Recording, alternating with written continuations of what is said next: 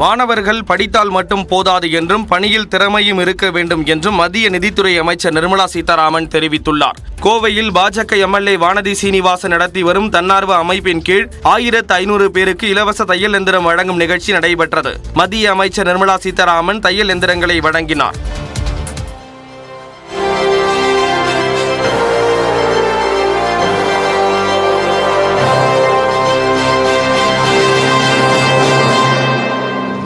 பெண்களின் வாழ்க்கை முன்னேற்றத்திற்காக மத்திய அரசு பல்வேறு திட்டங்களை அமல்படுத்தி உள்ளதாக மத்திய நிதித்துறை அமைச்சர் நிர்மலா சீதாராமன் தெரிவித்தார். அதாவது படிச்சு முடிச்சா மாத்திரம் போராது, உங்களுக்கு அந்த வேலையில போய் சேர்ந்த பிறகு என்ன பண்ணணும்ன்றது புரியணும்.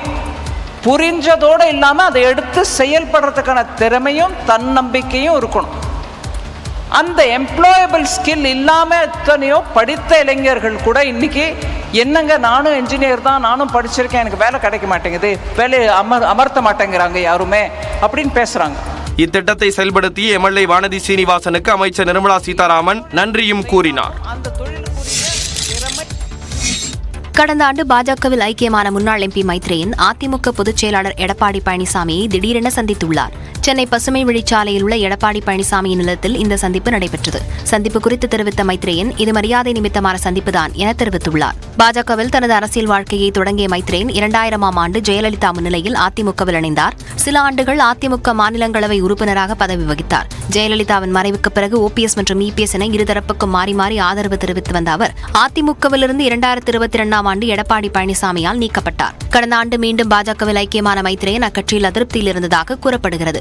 இந்த நிலையில்தான் அதிமுக பொதுச் செயலாளர் எடப்பாடி பழனிசாமியை திடீரென சந்தித்துள்ளார். உச்சநீதிமன்ற தலைமை நீதிபதி இல்லத்தில் நடந்த விநாயகர் சதுர்த்தி விழாவில் பிரதமர் பங்கேற்றது கலாச்சாரத்தின் ஒரு பகுதியே என பாஜக விளக்கம் அளித்துள்ளது.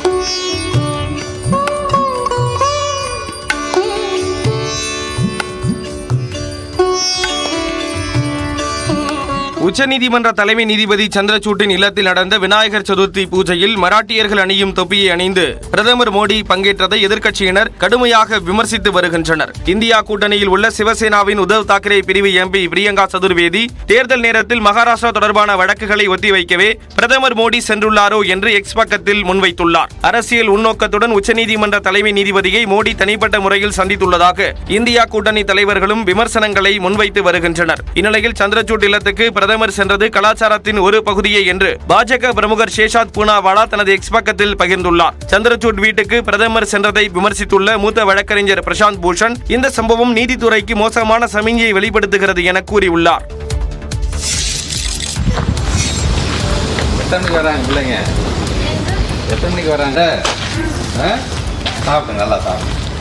நாமக்கல் அருகே ஆசிரியர்கள் வருவதற்கு முன்பே அரசு பள்ளிக்கு சென்ற அமைச்சர் அன்பில் மகேஷ் ஆய்வு மேற்கொண்ட காட்சிகள் தான் இவை.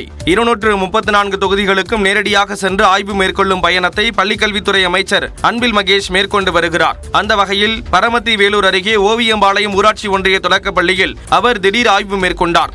காலை 8 மணிக்கே பள்ளிக்குள் நுழைந்த அமைச்சர் காலை உணவு அருந்திக் கொண்டிருந்த மாணவர்களுடன் உரையாடினார்.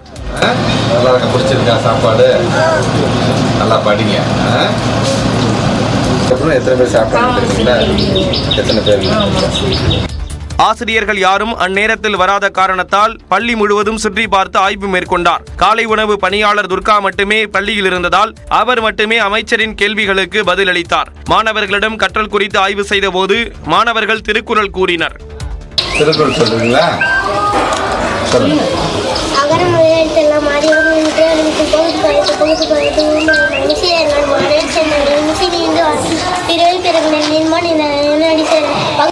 பள்ளியின் வளர்ச்சிக்கு தேவையான கோரிக்கைகள் குறித்தும் ஊர் மக்களிடம் அமைச்சர் கேட்டறிந்தார்.